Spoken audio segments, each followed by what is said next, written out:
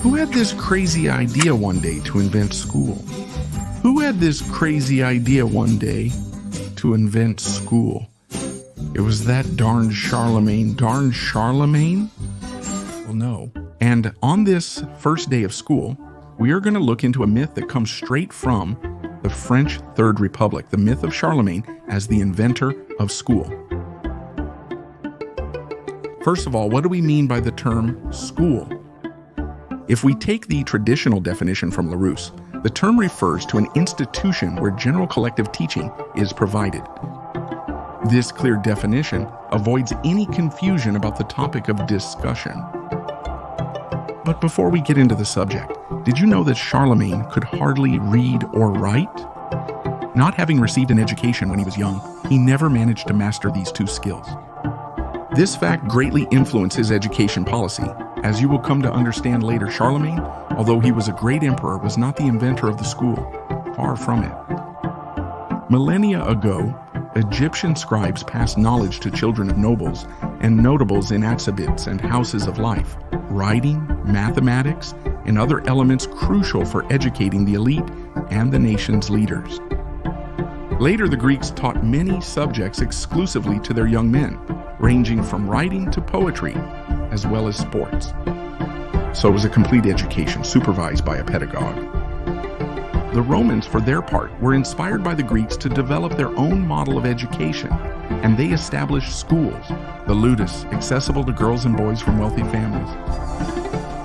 Another example worth mentioning is that of China, where Emperor Wu of the Han Dynasty established a system of imperial academies and examinations to train the administration of his empire as early as the 2nd century AD. School was not invented by Charlemagne, although he contributed to its development.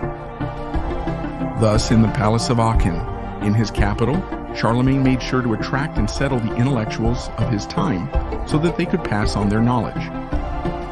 Very early in his reign, the emperor had a small school set up where the sons of the Frankish aristocracy came to learn from intellectuals and clergymen. Simultaneously, he promoted establishing schools linked to the empire's religious sanctuaries, where students were taught literacy, numeracy, and naturally, a strong religious education. What made this an advancement was that both children of noble birth and those from humble backgrounds were accepted, as stated in the law of Theodulf, Bishop of Orleans, and advisor to Emperor Charlemagne.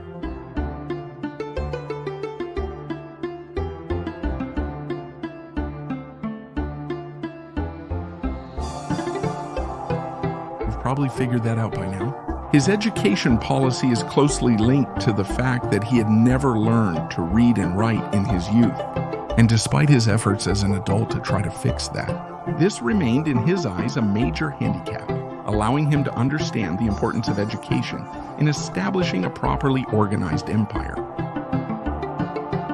Later, this myth spread during the Third Republic as part of Jules Ferry's reforms.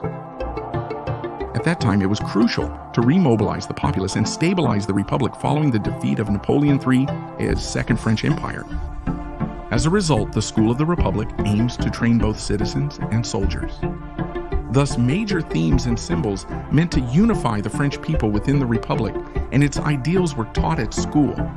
This would give rise, among other things, to the famous phrase, "our ancestors, the Gauls."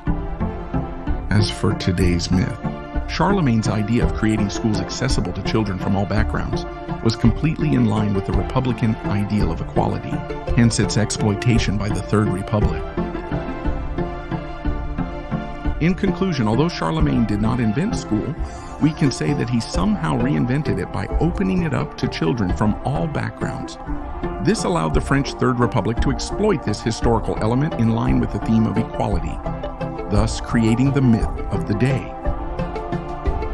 That's all for today. I'd like to thank Litchi and his art once again, which contributed to this episode through the illustrations. Darius for the musical background that he skillfully composed for this third episode, and whose SoundCloud channel linked below is really worth checking out. As well as Jean-Baptiste for his careful proofreading and insightful comments, which helped improve the quality of the content provided. Join me on Facebook, Google+, and Twitter to to explore more historical anecdotes that I regularly share. Also to inform you about upcoming episodes. See you soon.